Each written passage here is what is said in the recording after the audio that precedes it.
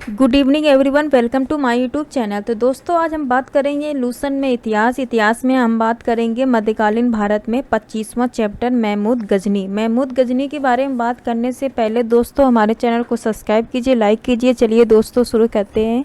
25वां chapter है महमूद गजनी। ये मध्यकालीन भारत के अंतर्गत महमूद गजनी। तो पहला पॉइंट हम बात करते हैं। अल्पतगीन नामक एक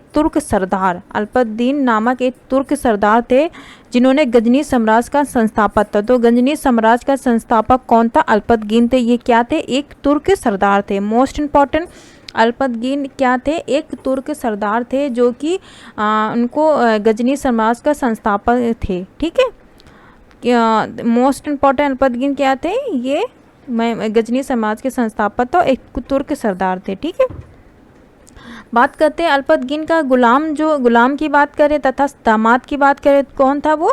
सुबुक्तगीन। तो सुबुक्तगीन कौन थे? अल्पतगीन के गुलाम व दामाद थे। मोस्ट इम्पॉर्टेंट है, संस्थापक कौन था? अल्पतगीन थे। अल्पतगीन के जो गुलाम दामाद की बात करें सुबुक्तगीन थे। बात करते हैं जो महमूद गजनी थे। महमूद गजनी सुबुक्तगीन का पुत्र था।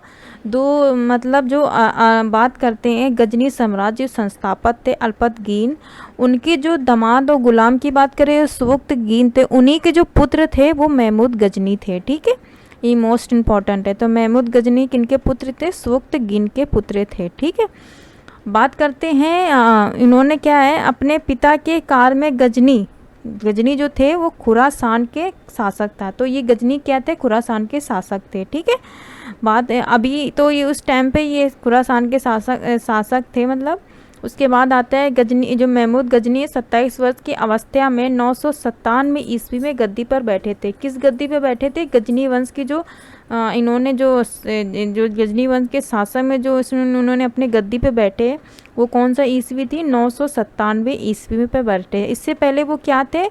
वो खुरासान का मतलब शासक थे वो पहले, लेकिन 997 ईस्वी में ये गजनी वंश में गजनी में ये गद्दी पे बैठे हुए थे।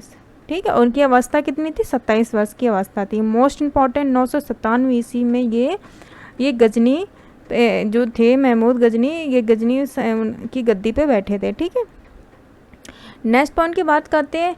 बगदाद का खलीफा अल आदिर बिल्ला ने, जो ये बिल्ला थे, इन्होंने क्या महमूद गजनी के पद को मान्यता प्रदान करते हुए उसे मतलब महमूद गजनी को यमीन उद दौला तथा यमीन उल मिल्लात की उपाधि दी थी। तो ये जो उपाधि दी थी वो किसने दी थी? बिल्हा, मतलब जो खलीफा थे बगदाद का जो खलीफा अल आदिर बिल्ला ने महमूद गजनवी को यमीन उद दौला यमीन उल मिल्लात की उपाधि दी थी। ये मोस्ट इम्पॉर्टेंट किसने दी थी? खलीफा अल आदिर बिल्ला ने। ठीक है, नेक्स्ट पॉइंट की बात करते हैं। महमूद गजनी ने भारत पर कितने बार आक्रमण किया था?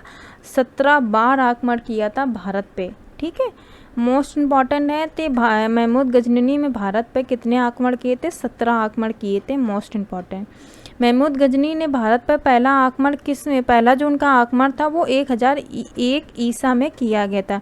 इन्होंने पहला आक्रमण कब किया था? 1001 ईस्वी में किया था। ये आक्रमण शाही राजा जयपाल के विरुद्ध था।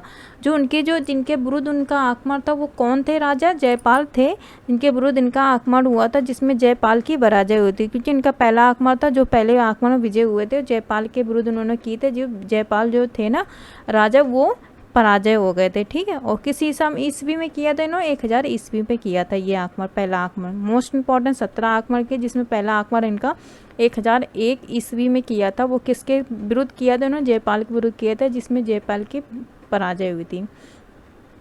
नेक्स्ट पॉइंट की बात करते हैं। महमूद गजनवी का जो मतलब बात करते हैं कि नगरकोट में एक मिनट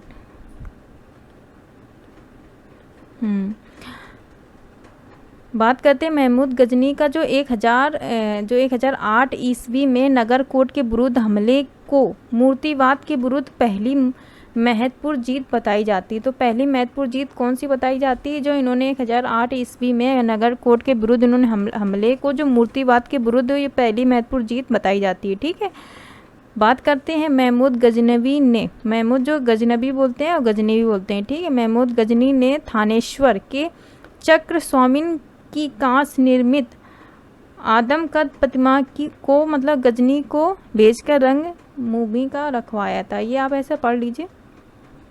सबसे जो मोस्ट इम्पॉर्टेंट पॉइंट है, महमूद गजनी का जो सबसे चर्चित जो आक्रमण था 1024 ईस्वी में सोमनाथ मंदिर पे इन्होंने आक्रमण किया था। इस मंदिर की लूट में उसे करीब 20 लाख दिनार की संपत्ति हाथ लगी थी। किनको लगी थी?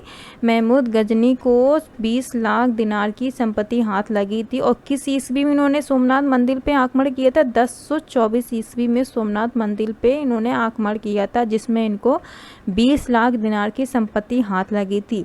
सोमनाथ की रक्षा में सहायता करने के कारण अनिलवाड़ा के शासक जो थे महमूद ने आक्रमण किया था। उन्होंने क्या किया था? उनकी रक्षा में सहायता करने के लिए उन्होंने अनिलवाड़ा के शासक पे आक्रमण किया था। किसने किया था? महमूद ने किया था। ठीक है, मोस्ट इम्पॉर्टेंट। तो ये जो 20 लाख की दिनार संपत्ति, और ये किस ईस्वी में किया था? 1024 ईस्वी में सोमनाथ मंदिर पे। मोस्ट इम्पॉर्टेंट है।